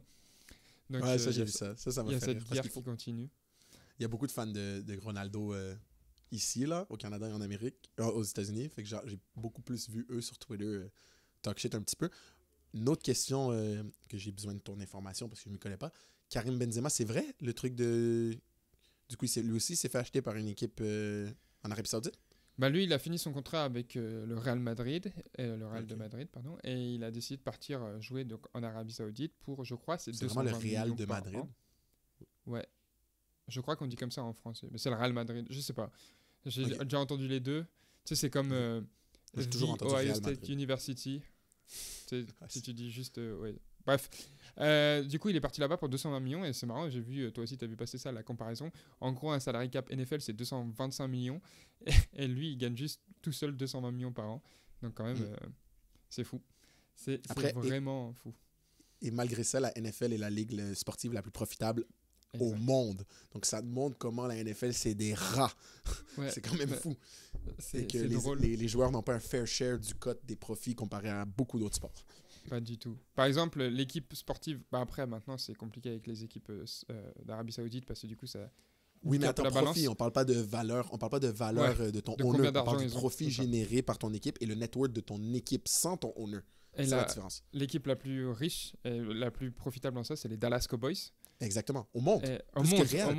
Ils éteignent tout le monde. Et quand tu es Dallas Cowboys cheerleader, donc pour avoir des inside, tu n'es même pas payé au salaire minimum. Donc il y en a genre 30, elles sont même pas payées au salaire minimum. Genre, elles peuvent pas moi, j'avais vivre entendu de ça. qu'elles étaient pas payées du tout en fait. Que c'était. Non, ils sont payés, mais... Ah, ok. Moi, c'était qu'ils étaient logés, nourris, qu'ils avaient plein de contenu promotionnel, mais qui faisaient exprès la NFL de ne pas les payer pour pas que ça devienne une vocation professionnelle. Puis qu'ensuite, ils doivent leur... Tu comprends ce que je veux dire? Pas qu'être cheerleader, ça peut pas être une profession, mais que pour la NFL, être cheerleader NFL ne serait pas professionnel et donc ils n'avaient pas besoin de payer des assurances, tout ça. Moi, c'est ça que j'avais entendu. C'est professionnel, ils payent des assurances, c'est une vocation professionnelle, mais c'est pas une vocation de carrière parce que tu peux pas faire ta vie de ça. Mais beaucoup de Dallas Cowboys cheerleaders, du coup, font de l'influence, entre guillemets, à côté. C'est ça. Leur image devient grosse et voilà. Mais non, quand tu fais ça, tu t'entraînes tous les jours, des grands 4 heures d'entraînement, etc. Tu dois être tout le temps là-bas et tu t'en gagnes même pas ta vie assez raisonnablement. Non, je n'étais pas en train de décrédibiliser l'effort ou l'importance. C'est juste que si tu me dis en bas du salaire minimum aux États-Unis, Léo, le salaire minimum fédéral aux États-Unis, si je dis pas de la merde, c'est $7 US de l'heure. Ouais. T'as capté? Donc, il y a un discrepancy là. Moi, j'avais tout le temps entendu qu'ils n'étaient pas payés du tout, mais qu'elle devenait influenceuse, tout était logé, nourri, tu vois, et donc qu'elle allait chercher des contrats ailleurs. Si tu me dis qu'elles sont payées par la NFL, bon, elles peuvent encore aller chercher des contrats et tout, mais si c'est vraiment le salaire minimum, c'est inhumain. Tu peux pas t'es payé. Ouais, non, tu peux pas. Tu es payé salaire minimum, tu n'as pas de contrat de logement non plus. Donc, tu es obligé d'avoir un taf à côté, entre guillemets. Donc, tu es mieux payé en tant qu'import aux Black Panthers de ton nom les mains, dans le fond. Sûrement, vraiment sûrement. Donc, c'est fou. Pourtant, comme on a dit, l'équipe a, genre, juste les payer plus que le salaire minimum, ils s'en rendraient même pas compte dans la compta. C'est ça qui est... c'est ça, c'est vrai. Non, tu as tout à fait raison. C'est incroyable, ça. Dans les autres gros événements de la semaine et de ces derniers jours, il y a eu le début de l'ELF. Donc à l'heure où sort ce podcast, il y a eu 2 weeks déjà, mais nous, quand on enregistre, il n'y en a eu qu'une seule. C'était trop cool, moi ça m'a fait plaisir. Bon, il y a eu beaucoup de problèmes du côté de l'ELF, ils nous ont déçus. Les highlights de qualité exécrable sur YouTube, là. Le highlight de Paris, il dure genre 6 minutes. Il commence au milieu du 3e quart-temps. Il y a 1 minute 30 où ça filme juste le banc. Il y a 2 minutes où ça filme des field goals. Et après, on a genre 3 actions. Lâche-toi, Léo. Lâche-toi. Sors tout. Sors tout. Non, mais vraiment décevant. Il y a eu pas mal de remarques sur ça. Bah, d'ailleurs, si tu vas voir les commentaires YouTube, c'est que ça. Genre en mode on paye. Ou alors, même quand c'est. Enfin, pour les gens qui payent le Game Pass, mais même. Oui, comme toi et moi. Ouais, de ouf. Non, nous, on paye pas. Mais même, c'est du contenu gratuit sur YouTube, mais c'est une ligue qui se veut professionnelle. Et le contenu est vraiment de qualité pas bonne. Donc, j'espère qu'ils vont corriger ça. Parce que moi, j'ai envie de voir les highlights de mes copains qui jouent. J'ai envie de voir ça mieux. Même le live, j'ai pu regarder le live sur la télé allemande. Gros, il y a plein d'actions. Il y a genre vraiment une action sur 5 où le caméraman, il suit pas la balle, où c'est aléatoire, etc. Donc, c'est pas digne du service que tu payes et qu'ils proposent. Mais je pense que ça va être fixé. C'était la première semaine. Évidemment, on va pas tout jeter la saison sur cette première semaine. En tout cas, il y a eu des Français qui ont pas mal performé. Déjà, l'équipe française, Paris, les Musketeers, qui ont gagné leur premier match. C'était un peu serré. Ils ont gagné 24-17, je crois, contre les Cologne Centurions. Cologne qui n'était pas une équipe qu'on attendait dans un power ranking, genre en mode grosse équipe. Mais c'était quand même serré. Est-ce que tu as pu regarder un peu du match, toi? Oui, j'ai pu regarder la fin. J'ai vu entre autres le fumble recovery pour un touchdown de Amir Kelani, ami du podcast. J'ai vu un beau plaqué de mon ancien coéquipier Digan Gomis. Donc, c'est ça. C'est sûr que j'étais bien content pour Paris. Première victoire. Peu importe comment comment tu as cette victoire-là, elle est toujours valuable. Première victoire en franchise. Première victoire d'une équipe professionnelle de foot à Paris. Tu sais, c'est pas rien. Mais de ce que j'avais vu, Paris était plus attendu que ça. Comme tu as dit, Cologne ne l'était pas. Donc, ça m'a un peu, comme Paris, je ne vais pas le cacher, mon équipe favorite de LF cette année à cause des gars que je connais. Bien sûr. Ça m'a un peu stressé pour l'avenir. Je suis comme, est-ce que Paris n'était pas un peu overhyped? Pas, j'enlève rien aux joueurs, mais je parle en termes de ce qu'ils nous ont montré week 1. Ouais, non, moi aussi, je crains ça. J'ai hâte de voir. J'espère que. De toute façon, c'est le premier match, il faut se mettre dedans, etc. C'est des gars qui ont rarement joué ensemble, un peu en équipe de France, mais pas beaucoup. C'est une grosse équipe. Il y a beaucoup de gros noms, donc aussi, c'est toujours dur. On sait toujours, c'est dur de faire jouer tous ces gros noms ensemble. Je sais qu'offensivement, ils ont. Kylian Mbappé, on vient d'en parler. Exact. Et Neymar. Et Neymar. Je sais qu'offensivement, ils ont beaucoup produit. Je crois qu'ils ont un plus de 500 yards de production. Mais en fait, ils n'ont pas fini les drives. Ils ont eu du mal à finir les drives. Donc ça, c'est des choses qui se corrigent. L'important, c'est de voir qu'on est capable de produire, qu'on ne fait pas que des 1, 2, 3 punts. Donc j'ai hâte de voir leur deuxième match. Ils vont affronter Stuttgart Surge. Il y aura le résultat au moment où le podcast sortira. Mais une prédiction? Ouais, ça va être le premier match aussi à domicile. Ouais, Surge n'a pas joué de premier match. Ok. Surge était bye week première semaine, les pauvres. Sauf que Surge a récupéré vraiment des gros noms. Ils ont récupéré aussi le coaching staff des Unicorns. Mais ça se joue à Paris. Moi, je pense que ça va être un match serré. Je vois une victoire 18-16 pour Paris. Ok. Moi, je ne vais pas faire de prédiction parce que j'ai pas vu le match de Paris au complet. D'ailleurs, j'allais te demander si le QB avait bien performé parce que si je me rappelle bien, c'est le QB qui avait le mieux performé l'année d'avant pour les Barcelona Dragons. Le MVP de la Ligue, bon, carrément. Ouais. Mais que Barcelone était une équipe quand même explosive offensivement, mais qui n'avait pas une défense de calibre pour que l'équipe soit bonne malgré sa bonne offense. Donc, il était attendu lui aussi à Paris. Je me demandais comment il avait performé. Tu as dit 500 yards d'offense, mais est-ce que c'était principalement à travers lui? Est-ce que c'était à travers la course? Comment ça s'est passé? J'ai une autre. Puis aussi, Yebmo. Yebmo, qui est un gars connu dans le football français, je dirais même francophone. Même au Québec, on sait c'est qui. En tout cas, moi. Il y a quelques gars qui suivent un peu. Peut-être plus. Comment ces deux personnes ont performé? J'ai pas pu suivre tout le match et regarder tout le tape du match parce que déjà, j'ai pas Game Pass. Et le highlight était vraiment de mauvaise qualité, mais j'ai pu regarder ce que les gars m'ont envoyé. J'ai eu des débriefs du coup de, par exemple, Amir, de Rémi Berthelin qui joue receveur. Donc Zach Edwards, le quarterback, a plutôt bien joué. Il n'a pas été aidé par la O-line, ça j'ai pu le voir en live, parce que j'ai regardé un peu du match en live sur mon téléphone, mais il n'a pas été aidé du tout par la O-line. Donc il a dû beaucoup scramble, courir, etc. Là, ils ont recruté un gros O-line de Hambourg, Paris, donc on va voir comment il joue avec lui. Mais ouais, il a plutôt bien fait. Il a fait du Zach Edwards, donc se sortir de situations où tu as l'impression qu'il va prendre un sac pour 15 yards, à finalement compléter pour 15 yards.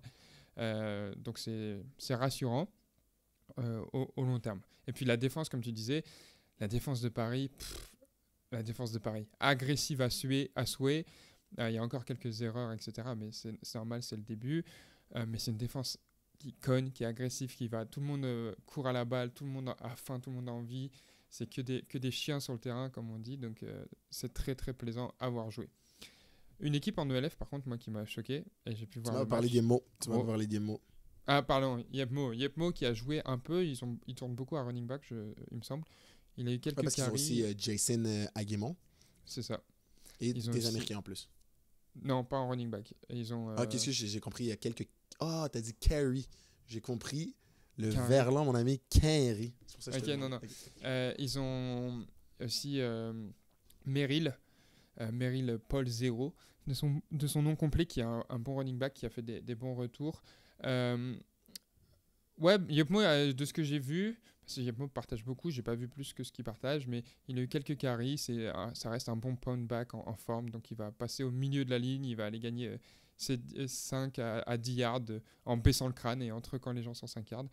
Donc il n'y a rien eu de waouh, Stéphane Yepmo sur le premier match, mais il y a eu du ok, c'est toujours Yepmo qui court dans le centre fort. Après, je sais que, puis c'est rien pour lui enlever, là, mais de ce que j'ai compris, il y a un certain âge maintenant, genre juste le fait qu'il joue en ELF puis qu'il peut être un contributeur ou un starter, c'est impressionnant. Il me semble qu'il a quoi, 35 ans? Non, moins. Je crois qu'il a 31, 32. Quand même, bro. À Donc, partir ouais, bien sûr. compte tenu du fait qu'on n'est pas dans des ligues comme la NFL ou même la CFL où les gens peuvent vivre de ça professionnellement toute leur vie et vraiment avoir les meilleures ressources pour s'occuper de leur corps. Je pense que c'est quelqu'un qui a dû avoir une job autre que le football dans sa vie. Bien sûr. À 30 ans, frérot, jouer à ce sport-là, à running back, Ouais. dans une ligue professionnelle, c'est vraiment pas rien. Donc, Non, c'est pour ça que ça m'intéressait, entre autres. Du tout. Non, c'était bien. Il y a 2 autres matchs qui m'ont pas mal choqué. Le premier match, du coup, dans le sens où ils ont été joués, c'était Munich Ravens contre Swarco Raiders. Gros, le match était trop bien. C'était un match vraiment à beaucoup de points. Je crois que c'était 57-38 le score final. Donc, tu vois, un gros match où ça scorait. Il y a eu Jarvis McLam, qui est un receveur import américain pour Tyrol, Swarco Raiders, qui a... Donc je vais te dire ses stats. Il a été MVP de la Ligue cette semaine. Il a eu 11 réceptions pour 152 yards et 1 TD. Ok, et un passing TD et 8 returns pour 230 yards avec un return TD. Donc 3 TD, 1 à la passe, 1 à la réception et 1 en return. Impressionnant. Ce gars-là, en plus, il fait du contenu et c'est un YouTuber. Donc c'est cool. Voilà, son Instagram, c'est Prime Sage avec un V à la place du A dans Sage.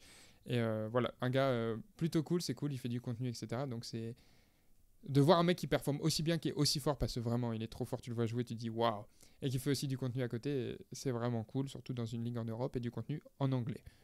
T'as dit que c'est un Américain, c'est ça? C'est un Américain, ouais. Je sais pas d'où il vient, je sais pas tout son backstory, etc. Mais voilà, c'est intéressant d'avoir du contenu en anglais d'un mec qui performe dans la ligue. Certes, c'est sûr, je vais regarder ça. Puis je pense que les viewers aussi. Fun fact, tu me parles de sa performance. Il y a un gars, il faudrait que je trouve son YouTube, on pourrait le mettre ici. Vite fait, là, je lui donner son shout-out. Mais il y a un gars qui fait du contenu à LF que je trouve vraiment cool pour une ligue nouvelle comme ça.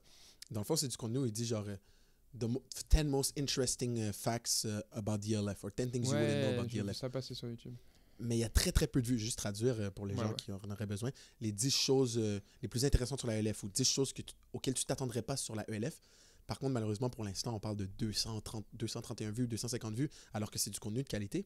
Puis une des vidéos qui était, je pense, 10 choses auxquelles tu t'attendrais pas dans la ELF.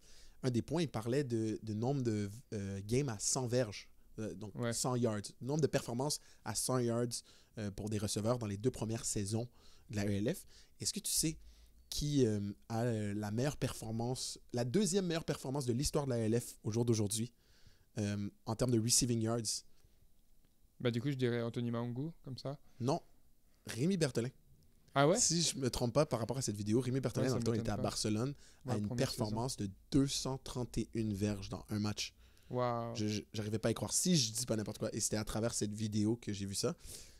C'est cool. Je pense que c'est du contenu comme ça qui peut amener la ELF au prochain niveau. C'est du contenu que même la CFL n'a pas. Tu sais, des créateurs de contenu impliqués et au jour d'aujourd'hui. Tu sais. Mais c'est vraiment cool parce que le gars, il se lance dans un truc où la niche, elle est réduite déjà en Europe, football américain Europe, mais encore plus en la réduisant encore plus en parlant que de l'ELF et en ayant des facs spéciales sur l'ELF. Mais moi qui aime le foot, ça m'intéresse, qui aime l'ELF, genre, c'est vraiment du contenu que je trouve aussi qualitatif. Genre, t'apprends des choses, donc c'est trop cool. Donc j'espère qu'il pourra faire de plus en plus de vues parce que c'est vraiment du bon contenu. Donc voilà, le match qui m'a impressionné, c'était vraiment trop cool à regarder, même si c'est des matchs très offensifs. C'était Munich contre Swarco Raiders. Ce premier match était à Munich, en plus il y avait vraiment beaucoup de monde, donc c'était impressionnant. Munich, que moi j'attendais pas du tout à ce niveau-là, qui a performé. Là, ils ont une équipe, waouh, ça joue au foot et ça joue bien. Les schemes offensifs, ils sont vraiment cool. Et ensuite, il y a eu le gros match de la Week 1, le Game of the Week. Rheinfire de Düsseldorf contre Frankfurt Galaxy déjà, il y a trop de petites anecdotes de rivalité. Il y a des gars de Francfort qui sont partis à Rhein-Fire, notamment Anthony Mango, du coup, qui a joué la première saison à Francfort, qui a été champion avec eux, qui a signé à Rhein-Fire, qui a signé aussi son retour en France après une saison en CFL, au Ottawa Red Blacks. C'était impressionnant. Enfin, 2 saisons, du coup. 1 saison et demie, on va dire. C'était impressionnant de le voir jouer. Moi, j'ai pu regarder tout le match. T'as ses stats sous les yeux. Je veux bien que tu me les dises. Yes. Moi, malheureusement, j'aurais tellement voulu pouvoir regarder ce match, mais c'était dans un conflit d'horaire, mais très content pour Anthony Mangou. 5 réceptions, 137 yards et 1 touché.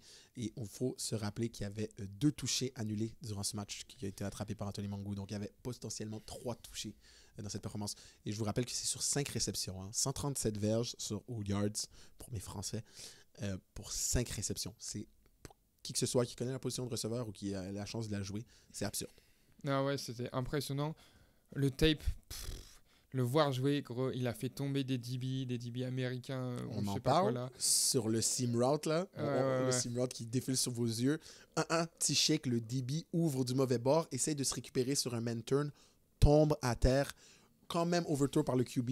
Je le blâme pas, on ne sait pas s'il y avait pression ou quoi que ce soit, c'est très difficile de jouer QB. Diving catch d'Anthony Mangou, comme c'est les règles LF, ce qui est vraiment nice, a la chance de se relever comme il est tombé par lui-même et marque le TD. Exactement. Il avait oublié ça sur sa première réception, du coup, où il fait genre, je crois que c'est un corner, où il attrape le ballon et il est au sol. Et en fait, il n'y a personne qui le touche vraiment. Il y a le gars qui saute par-dessus. Et du coup, il se relève, il va pour marquer. Mais au final, apparemment, il était quand même touché. C'est pour ça, un de ses touchdowns annulés, c'était ça. Il en a eu un autre, je crois que c'était pour un holding. Un truc aussi simple que ça. Mais Rhein-Fire, là, qui a montré une performance... ils vont découper de fou. Ils ont vraiment des bons receveurs. Fun fact, à Rhein-Fire, j'ai appris ça, il y a un receveur belge qui jouait du coup l'année dernière à Istanbul, qui est bon. Et est-ce que tu peux... Oh, ben oui! Ouais! Il a joué à Montmorency avant. Exactement, c'est le premier Européen à Montmorency. Je l'ai rencontré. Exactement. Ouais. Exactement. Est-ce qu'on n'en aurait pas parlé dans un épisode du podcast? Je crois pas qu'on en ait parlé. On en a parlé en privé, mais pas dans le podcast. Ouais. Je l'ai rencontré à un entraînement à Laval d'un trainer qui s'appelle QB Movement, qui est comme reconnu au Canada et même de plus en plus aux États-Unis en tant que vraiment la référence pour entraîner les QB canadiens et américains, ceux qui seraient intéressés. Et c'est cool parce que, bon, les QB, c'est payant, bien sûr, mais pour les receveurs, on peut juste se présenter comme ils ont besoin de nous. Et tu vas pas courir nécessairement les routes que tu veux ou même des routes complets, mais c'est une session 1 heure et demie où tu attrapes tout plein de ballons et tu vas faire des top of the route. Et j'étais là, il était là. On discutait comme ça. Et emmené, il me dit, je pense que j'avais un short Momo. Il me dit, t'as joué à Momo? Je dis, oui, et toi? Il me dit, oui. Je dis, mais tu sais, il y avait un petit accent. Je dis, t'as grandi ici? Il dit, non, je suis belge. Et j'ai tout de suite fait le lien. Ouais. Parce que dans ta première vidéo de Momo, t'avais dit qu'il y avait déjà eu un belge à Momo sur YouTube. Je sais pas si tu t'en rappelles. Et là, on a parlé et tout. Et je l'ai sur Instagram et tout. Je lui ai félicité pour sa présence sur LF. Il était blessé à ce moment-là au Parc Cartier à l'époque. Et il me parlait de... je pense qu'il s'était fait les croiser justement. Puis c'était comme la première semaine qu'il était de retour à full speed sur un terrain. Donc le voir maintenant en ELF, c'est exceptionnel. Ouais, non, c'est cool. Et apparemment, il se débrouille très, très, très bien. Donc Rhein-Fire, très intéressante comme équipe à avoir joué, que ce soit en attaque et en défense. Ça joue bien. Leur uniforme, ils sont beaux gosses aussi. Moi, j'ai trouvé que c'était... Moi, je déteste. Ah ouais? Moi, je trouve que c'est le plus beau cette saison-là. Wow! Non, pas du tout. Si je peux me permettre un truc, là, tout ce que tu as dit est valide sauf l'uniforme. Ah ouais? Non, moi, j'aime trop. Moi, j'ai vraiment bien aimé. Tu dirais que c'est quoi, du coup, le plus beau uniforme de l'ELF là? Ah, Paris. Ah non, j'ai menti. Paris, ils sont vraiment beaux aussi. Paris, puis sinon, pour moi, Frankfurt, parce que c'est un classic look que je trouve vraiment... Puis je suis sold sur le purple aussi, Bishop. Mais Rhein-Fire, ça fait vraiment... pour moi, ça fait old school, là, ça fait vieux football un peu, tu sais. En plus, j'aime pas le délavé. Mais le seul uniforme que je trouvais plus laid que Rhein-Fire, c'était Istanbul. Waouh, comment c'était laid. Donc, le Belge dont on parle, justement, lui, il a vraiment, à mon avis, joué pour les 2 équipes les plus laides en termes de swag. Mais bon. Non, moi je trouve Rhein-Fire beau gosse. Paris, blanc, avec le pantalon bleu aussi, très, très, très, très stylé. Mais voilà, c'est ça pour la première semaine de l'ELF. J'ai hâte de voir la suite. Je vais essayer d'aller voir un match. Toi, tu vas être en France. On l'a dit que tu seras en France, donc on va essayer d'aller voir un match ensemble. Ça serait cool. Et voilà, je pense qu'on approche gentiment de la fin de cet épisode qui est long, mais c'est bien, ça fait un moment qu'on n'avait pas pu discuter aussi. Comme à notre habitude, on va aborder nos pet peeves de la semaine, quelque chose qui nous a un peu dérangé dans la semaine. Du coup, moi, je vais commencer. J'en ai parlé un tout petit peu il y a quelques minutes, mais mon pet peeve, c'est un truc bête, mais c'est les highlights de l'ELF. Que moi, je voulais voir les matchs, je voulais voir un peu comment ça s'est passé, etc. Sauf qu'en fait, tu peux pas regarder ça et comprendre le match, parce que déjà, il y a des actions du troisième quart-temps, après du premier quart-temps, après du deuxième qui sont mélangées. T'as aucun contexte. Des fois, t'as un punt, des fois, tu reviens, t'as un pic, mais ça montre pas la fin du pick 6. Enfin, voilà, c'est des trucs un peu bizarres. Donc, c'est juste mon pet peeve de cette semaine. J'aimerais que les highlights ils soient bien, qu'on puisse voir ce qu'ont fait mes copains plus clairement. Je comprends totalement. Pour une fois que tu as un highlight excuse-moi, un pet peeve non narcissique, j'aime ça, Ouais. genre. Souvent, je rigole. Mon pet peeve de la semaine, euh, c'est vraiment con. En fait, bon, j'étais en Argentine, je viens de revenir. Là-bas, il y a vraiment un côté vraiment cool, tu sais, culture latine, où est-ce que tu peux manger presque n'importe quoi vers minuit, 1h du matin, 2h du matin, 3h du matin quasiment. Les restaurants ferment très tard et ouvrent même très tard. Moi, à cause peut-être de ma culture haïtienne, je rejoins ça de manger un peu tard, tu sais, à part quand j'ai entraînement tôt le matin. J'aime bien... vous dites dîner ou souper? Je me mélange. Dîner, souper, les Bon, deux. le repas du soir, j'aime bien qu'il soit tard le soir, tu vois, un peu comme en France. Je viens de rentrer à Montréal et je l'ai vécu hier soir. Vers 21h, je voulais me trouver quelque chose à manger. J'avais pas envie de me cuisiner quoi que ce soit. Et malgré que je suis chez mes parents, il y avait rien de cuisiné, c'est correct. Et je suis allé pour take out quelque chose. Et puis, il y avait très, très peu d'options. Tout ferme à 9h ou même à 8. S'il vous plaît, Montréal, hein, on est vu comme une ville... on est la ville la plus européenne de l'Amérique du Nord. Allez, c'était pas comme ça avant la pandémie. Bah, c'est bien européen de fermer à 8h.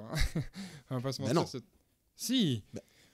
Ben non, pas en Espagne, pas en Italie, même en France, non? En France, on peut manger tard. Ah, gros, non, mais parce que mais frérot, rien à tu voir viens de avec les... Tournon-les-Bains. Non, mais même... Oui, même, rien à voir avec les latinos, certes. Non, mais c'est pas où tu peux pas... après 23h, là, même en Italie et tout, c'est genre...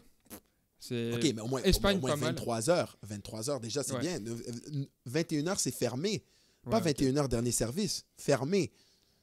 Mais gros, quand C'est t'es aux différent. États-Unis, t'es à 3h du matin, t'as pas mal de trucs ouverts encore. Oui, mais c'est de la malbouffe. C'est Oui. pas, c'est pas des terrasses ou de... Ok. Tu vois, c'est différent. Je vois. Yep. Ouais. Fait que c'est ça. Mais t'as raison. T'as raison. Mais les États-Unis, c'est juste la culture de l'excès. Tu peux aller... Ouais. Tout est 24 heures. Le Ouais, c'est commerce... Voilà. Walmart 24 heures, pharmacie c'est 24 heures. Mais oui, tout ça pour dire, genre, Montréal n'était pas comme ça pré-pandémie. Je comprends, c'est pour ça que je dis que c'est simplement un pet peeve. Je comprends qu'il y a des problèmes économiques. Il n'y a personne pour travailler. Donc voilà, qu'est-ce que tu veux qu'il fasse? Il ferme. Mais ça fait chier mon petit estomac le soir. Je comprends. Ça m'a donné faim, tout ça. Qu'est-ce qui t'a redonné espoir en l'humanité cette semaine? Gros, c'est un truc cool. C'est un truc lié au football. On parle souvent, on est allé jouer du coup contre Schwab-Bichol et malheureusement cette saison, gros, on n'a pas de chance avec les blessures. On a perdu tellement de joueurs sur blessures, etc., etc. Et pendant le deuxième quart-temps, je crois, on a notre corner partant, Paul, qui est genre troisième ou quatrième en leading tackle en France, pour un cornerback. Genre c'est vraiment une pièce essentielle de notre défense. Il s'est pété la clavicule. Sur un gros jeu, etc. Il est retombé, le receveur est tombé sur lui en même temps, ça a pété sa clavicule, double fracture, il s'est fait opérer, Dieu merci, ça va mieux là, enfin voilà, mais il s'est fait opérer vite, donc c'est cool. Et on est allé très short, on est allé avec genre 35 gars en Allemagne, là. On n'est pas allé à beaucoup.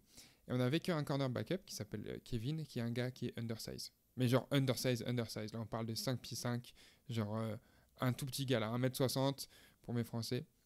Gros, il est arrivé sur le terrain, mentalité next man up. Mentalité, je m'en fous. Il a détruit. Il s'est pas fait catcher dessus. Il a eu une PI, bon, ça arrive. Il s'est pas fait catcher dessus par des gros receveurs, etc. Des grands Allemands de, je sais pas, 6 pieds 2.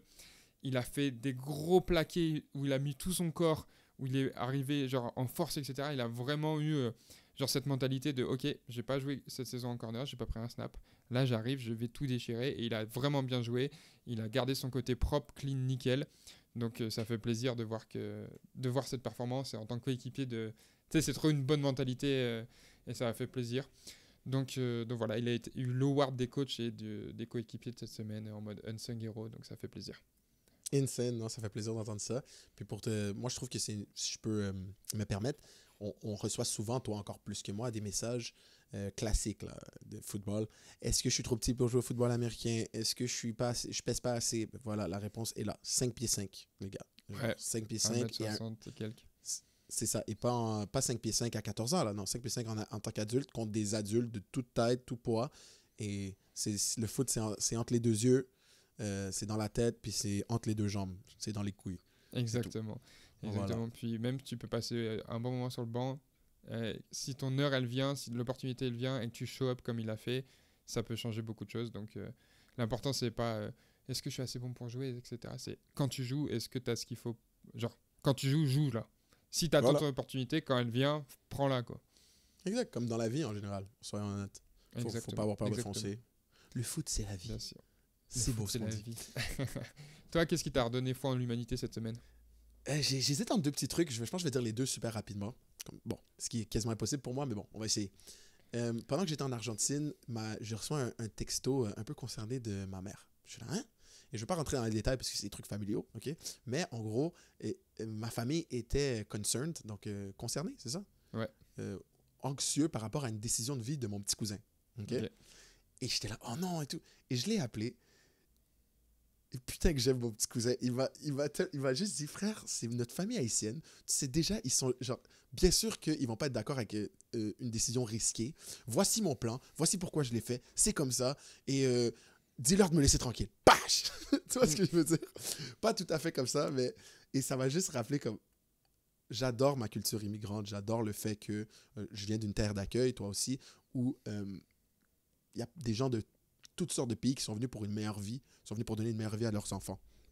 Ceci étant dit, on a une réalité différente en tant qu'immigrant de deuxième génération, dans mon cas, et dans le cas de mon cousin, où est-ce que oui, on a les valeurs que nos parents nous ont inculquées, mais on est peut-être un peu moins dans la sécurité et la stabilité, on est un peu plus dans l'ambition. Eux, c'était comme, on est au Canada, il faut réussir. Nous, on est au Canada, il faut hyper réussir, donc on prend des risques. On n'est aussi pas dans la même situation économique. Le pouvoir d'achat ne fait que diminuer, donc il faut prendre des vrais risques. Et c'est ça, de voir mon cousin qui est un peu plus jeune que moi, prendre un risque, mais calculé, à un jeune âge, avec son propre argent. Et là, je ne vous parle pas de crypto-monnaie farfelue ou de trucs. Non, vraiment juste, il va se lancer à son compte. Je trouve ça super cool. Puis je sais qu'il écoute le podcast, donc si je peux t'encourager, Kozo, j'espère que sache que je suis derrière toi à 100%, et si je peux aider un jour, je suis là. Maintenant, l'autre côté que je peux un peu plus parler en détail, voilà, et qui est plus relatif au sport et à notre podcast. Je suis à Montréal, comme j'ai dit, je viens de revenir d'Argentine, puis je vais être à Montréal pour l'été, plutôt qu'à Sherbrooke, où est-ce que je joue au football. Et donc, je m'entraîne dans un gym local ici. Puis, après avoir fait mes recherches et tout, j'ai choisi de m'entraîner au gym le plus proche de chez moi, qui se trouve être le gym non privé, parce qu'il y a des gyms privés de football, mais c'est plus dispendieux. Je n'avais pas les sous dans mon budget pour faire cet investissement-là cette année, mais j'ai trouvé le gym public le plus adapté à mes besoins football, d'accord?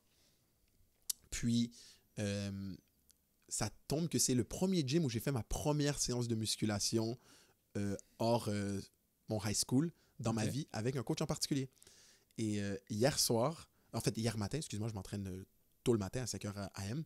Hier matin, vers la fin de mon training, donc vers 7h30, 8h, en quittant, j'ai croisé le coach qui m'avait donné ma toute première session dans ce gym-là à l'époque. Donc, on s'entraînait un tout petit peu à mon secondaire, mon high school, avec l'équipe, mais pour certains, assez rapidement, notre head coach avait vu certains joueurs qui prenaient ça plus au sérieux, puis nous avait recommandé à ce coach-là, qui est un ancien joueur CFL, un gars qui a coaché universitaire aussi, et il s'appelle Marc Calix, pour ceux qui veulent voir sa carrière CFL, d'origine haïtienne, linebacker, qui a joué pour les Stampeders, entre autres. Puis je l'ai croisé dans le gym, puis il y a eu un moment de... Tu vois, dans les animés, là, quand... quelqu'un qui t'a croisé quand il était super jeune avec le sensei, puis là aujourd'hui tu le croises et t'es à son même niveau, pas que j'ai joué CFL, mais... Oui, bien sûr. Et tu fais la même il a 45 ans, ouais, c'est ça. Et il a 45 ans aujourd'hui, on était vraiment dans la même salle où on s'entraînait ensemble quand j'étais jeune. Puis il continue à s'entraîner, man. Puis c'était vraiment cool. Il m'a dit qu'il me suivait de loin, tu sais, à travers les réseaux, qu'il avait vu que j'avais fait l'East West, qu'il était vraiment content pour moi. Grave cool. Puis voilà, c'était comme un moment de... Tu sais. Ok, bah ça fait plaisir. Ça redonne vraiment foi en l'humanité. C'est cool, les petits moments comme ça. En tout cas, merci beaucoup d'avoir écouté ce podcast jusqu'à la fin. Si vous êtes encore là, n'hésitez pas à le dire dans les commentaires. N'hésitez pas aussi à dire dans les commentaires, je voulais en parler un peu plus tôt, qui vous voyez gagner l'ELF cette année, qu'est-ce qui vous a impressionné. Aussi, si vous avez des questions sur la ligue, on pourra y répondre. Bien sûr, toutes vos questions, on essaiera d'y répondre. D'ailleurs, tu avais quelques questions là que tu as notées, tu peux m'en poser une vite fait? Yes sir, of course, on va faire ça vite fait. Mais voilà, n'hésitez pas à poser vos questions dans les commentaires. Et encore une fois, tous ceux qui veulent venir voir ce qu'on propose en plus sur Patreon, n'hésitez pas, le lien est dans la description. Voilà, on force personne, évidemment, c'est de l'argent, on comprend que tout le monde ne peut pas payer pour écouter tout ça, etc. Et c'est pour ça qu'on proposera toujours une version gratuite du podcast et la meilleure possible. Mais voilà, si vous voulez en apprendre un peu plus, être un peu plus sur des trucs perso, être un peu plus sur des trucs qu'on ne peut pas dire partout, ça se passe sur Patreon, donc venez nous rendre visite. Nick, je t'écoute pour les questions. Yes sir, on a OSX qui a demandé « Est-ce que tu serais chaud d'organiser un tournoi ou un match de lacrosse? Ce serait une dinguerie. » Je vois qu'il a oublié que c'était un podcast à 2. On ne sait pas s'il posait à moi ou à toi, mais il n'a pas utilisé le pluriel. Je vais dire qu'il a demandé à moi. Non, je rigole. Vas-y. Moi, j'aimerais trop faire du lacrosse parce que je regardais la série Teen Wolf et faisait du lacrosse. J'en ai jamais fait. Vraiment, c'est juste pour ça. Hein. Vraiment un client de contenu. Donc ouais, j'aimerais bien faire ça. Pourquoi pas organiser une vidéo où je découvre le lacrosse. Je jette cette pierre. S'il y a quelqu'un qui m'écoute, qui veut me plug, c'est avec plaisir. Toi, tu veux faire du lacrosse avec moi? Non, j'attrape la pierre par contre et je vais t'arranger ça avec les gars de Bishop. L'équipe de lacrosse là-bas, c'est clairement mes meilleurs amis. On s'entend super bien. Je suis sûr qu'ils vont vouloir nous aider. Non, je suis sûr que c'est possible. Tout est possible. Il faut croire en ses rêves. Deuxième petite question, Léo Alan.clz qui nous demande: le championnat élite n'aurait pas perdu de son intérêt avec le Flash qui a perdu une grande partie de son équipe? Moi, je pense pas. Comme on a pu voir 2 équipes françaises en finale de la CEFL, le Flash est toujours une équipe très très forte. Donc je pense pas qu'il y avait des backups qui ont le niveau des starters quasiment au Flash. Pas à toutes les positions évidemment. Mais le Flash est quand même une équipe très forte et il joue très bien. Et le football français, en tout cas le top de l'élite, reste toujours très intéressant. Je suis d'accord avec ça. Je pense que le football se mondialise, devient de plus en plus gros hors Amérique. Et donc, comme dans tous les autres sports qui sont internationaux, il faut qu'il y ait différentes ligues. Donc, je pense que même malgré le LF, les ligues domestiques de chaque pays ont leur place. Puis, je pense que si on compare aux autres ligues domestiques, parce que c'est ça l'élite, une ligue domestique, donc il faut le comparer à ses contemporains. L'élite fait très, très bien, comme on a dit plus tôt dans ce podcast. 2 de ces équipes sont présentement en championnat de la Ligue des champions du foot américain club européen. Finale. Voilà. Donc voilà, écoutez, continuez à poser vos questions, on y répondra dans les autres épisodes. Pensez à rate le podcast aussi, c'est important pour qu'on continue de s'étendre. Merci d'avoir écouté jusque-là, on se retrouve à la semaine prochaine dans un nouvel épisode de Sans Stress. Ciao, zao.